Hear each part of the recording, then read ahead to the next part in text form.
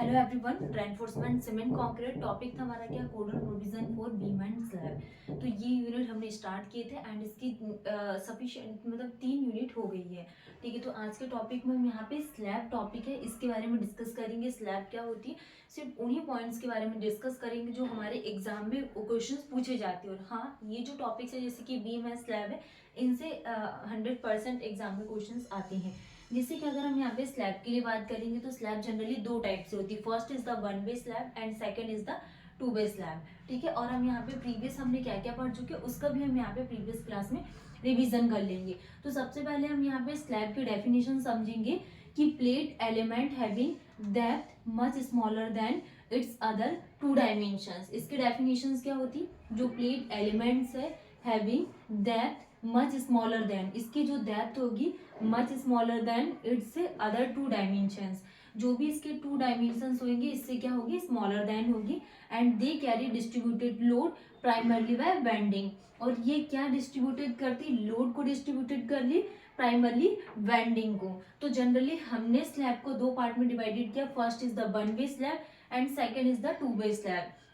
अगर हम यहाँ पे वन वे स्लैब के लिए बात करेंगे तो longer length divided by shorter length is greater than equal to कितना आ जाएगा, 2, वन वे स्लैब के लिए। और शॉर्टर शॉर्टर स्लैब में क्या होता है, longer length divided by shorter length is less than 2। ये क्या होता है, 2 वे स्लैब के लिए। तो वन वे स्लैब में क्या आ जाएगा, इस प्रकार से ये क्या होती है, बीम। इस प्रकार से ये क्या होती है, बीम। और ये क्या आ जाएगा, कांस्टेंट डिफ्लेक्शन अलोंग, ये क्या, constant deflection, constant deflection along longer span, along longer span. और ये पैराबोलिक डिफ्लेक्शन,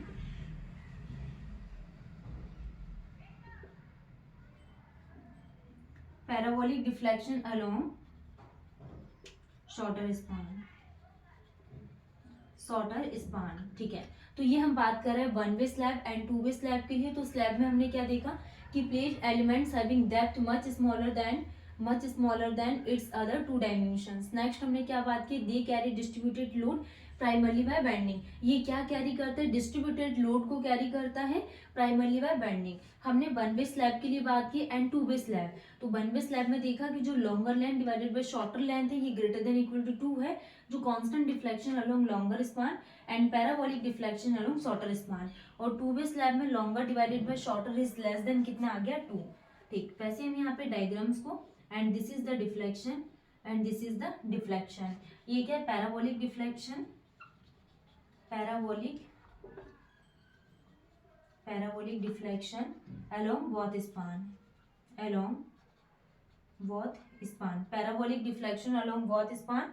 ठीक है, तो ये हमने one way and 2 way slab के लिए बात की। इसके और कुछ पॉइंट्स हैं जो आपको ध्यान रखना है। सबसे पहले स्लैब हमने डिस्कस किया बेसिक इंफॉर्मेशन कि plate elements having depth much smaller than, जो डेप्थ है much smaller than it's 2 dimensions, क्या 2 डायमेंशंस। नेक्स्ट हमने देखा कि ये क्या कैरी करता है, लोड को प्राइमरली बाय बेंडिंग। फिर वन वे स्लैब में हमने longer length divided by shorter length is greater than equal to 2 and constant deflection along longer span and parabolic deflection along shorter span. 2 way slab में longer length divided by shorter length is less than 2, जिसमें जो parabolic deflection है along shorter span. अब हम यहाँ पे IS code के लिए बात करेंगे। IS code according to IS code, according to IS code 456 2000, according to IS code 456 2000 clause 24.1 के लिए फॉर स्लैब स्पानिंग इन, तो अकॉर्डिंग टू आईएस कोड किसने यूज कर रहे हैं, 456 2000 clause number 24.1 for slab spanning in, for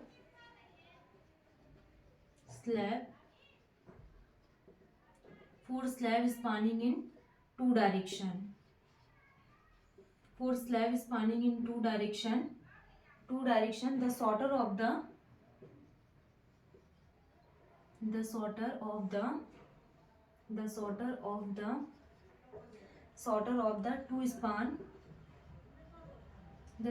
the two spans should be used for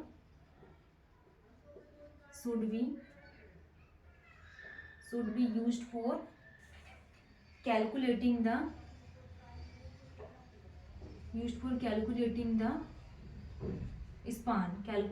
span to effective depth ratio. ठीक है, तो ये हो गई according to IS code 456/2000 clause number 24.1 for slab spanning in two direction the shorter of the two span, जो shorter of the two span है should be used for calculating the span to effective ratio कितना लिया जाता है।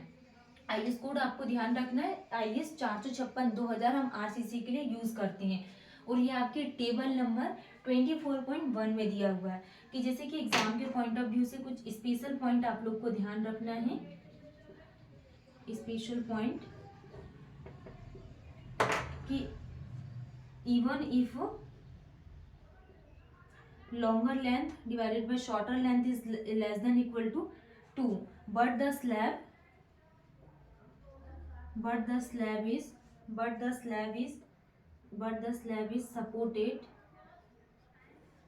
slab is supported only on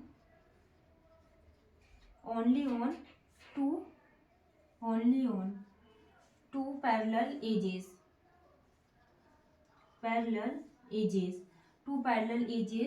then it will be considered as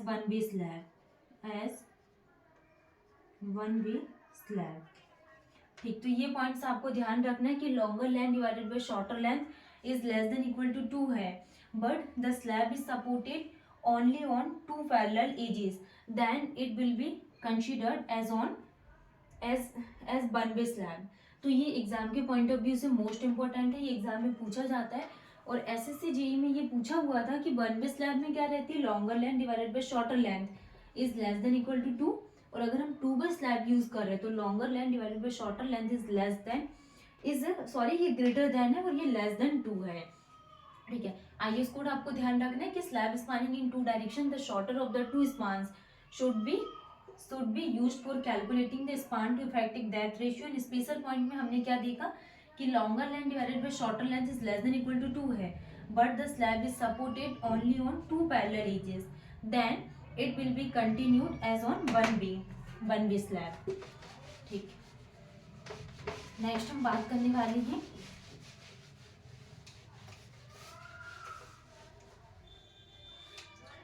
minimum reinforcement in slab.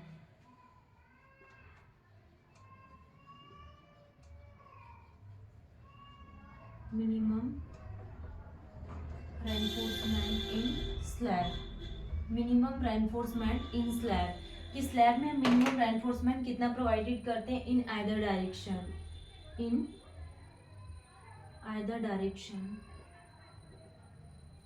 Direction minimum reinforcement slab में तो 250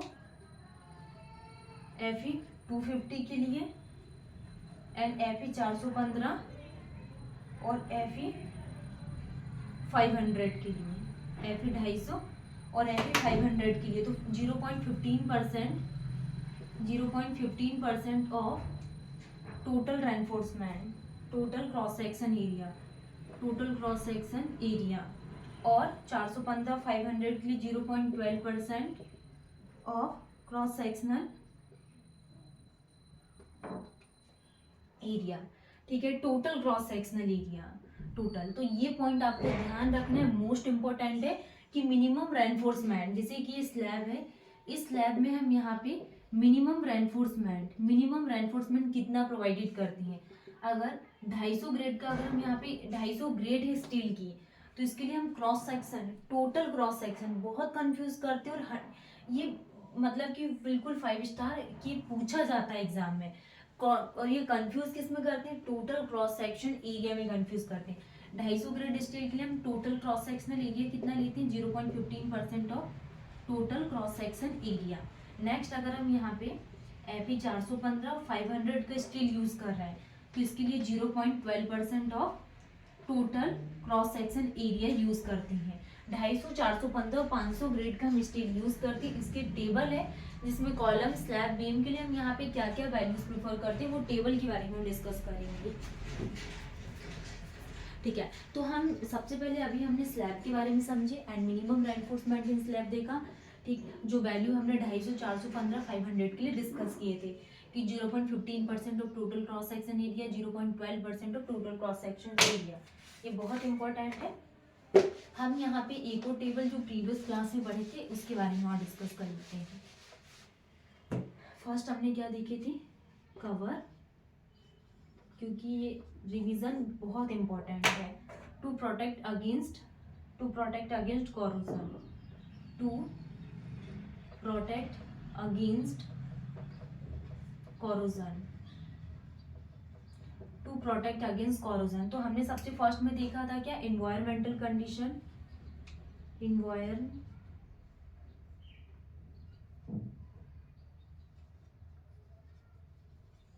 environmental condition, minimum grade,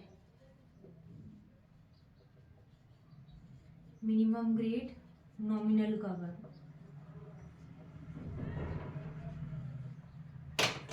environmental conditions में क्या आ जाएगा, mild, moderate, severe, very severe, extreme. और minimum grade कितना आ जाएगा, 20, 25, 30, 35 और 40। तो मिनिमम ग्रेड हमने कितना यूज किए थे, माइल्ड के लिए 20, मॉडरेट के लिए कितनी 25 और सीवियर के लिए 30, वेरी सीवियर के लिए 35, एक्सट्रीम के लिए 40। तो 20, 25, 30, 35 और 40 minimum grade. And nominal cover कितना यूज किए थे, 20, 30, 45, 50, 75। तो 20 mm, 30 mm, 45 mm, 50 mm और 75 mm ये हमने नॉमिनल कवर यूज किए थे। Environmental conditions, minimum grade and nominal cover, mild, moderate, severe, very severe, extreme की कंडीशंस के लिए 20, 15, 30, 35 एंड 40। ठीक है, नेक्स्ट हमने कुछ साइड फेस रेनफोर्समेंट के लिए बात की थी। साइड फेस रेनफोर्समेंट भी अगर एमपीपीएससी एई के एग्जाम के पॉइंट ऑफ व्यू से देखा जाए तो बहुत इंपॉर्टेंट है। साइड फेस रेनफोर्समेंट, ठीक है, तो साइड फेस रेनफोर्समेंट में क्या आ जाएगा, एज पर IS 456/2000, side face reinforcement is provided, side face reinforcement, side face reinforcement is provided 0.1% of 1% of 0.1% of wave area equally distributed on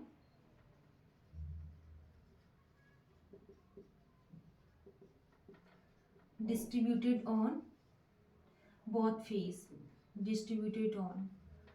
equally distributed on both face, maximum spacing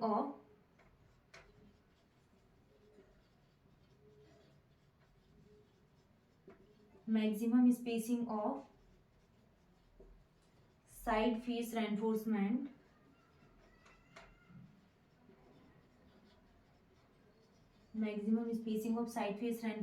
is 300 mm, 300 mm और width of 300 mm और width of 300 mm और width of beam whichever is less, ठीक है। Next हम बात करने वाले side face reinforcement is provided, side face reinforcement is provided when depth of beam is more than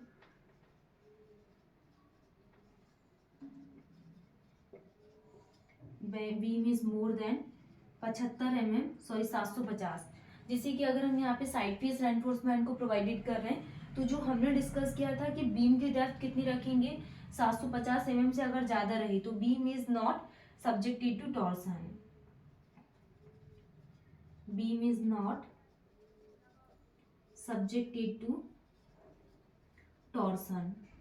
ठीक, नेक्स्ट हमने क्या डिस्कस किया था कि अगर जो डेप्थ ऑफ बीम है, depth of beam is more than 450 mm, तो beam is subjected to torsion. और ये 750 mm वाला क्वेश्चन 2021 में पूछा हुआ था कि अगर हम यहाँ पे साइड फेस रेनफोर्समेंट को प्रोवाइडेड करें तो बीम की डेप्थ कितनी प्रोवाइडेड करेंगे, 750 mm, और डेप्थ ऑफ बीम अगर 450 mm से ज्यादा है तो ये टॉर्सन से सब्जेक्टेड रहेगा।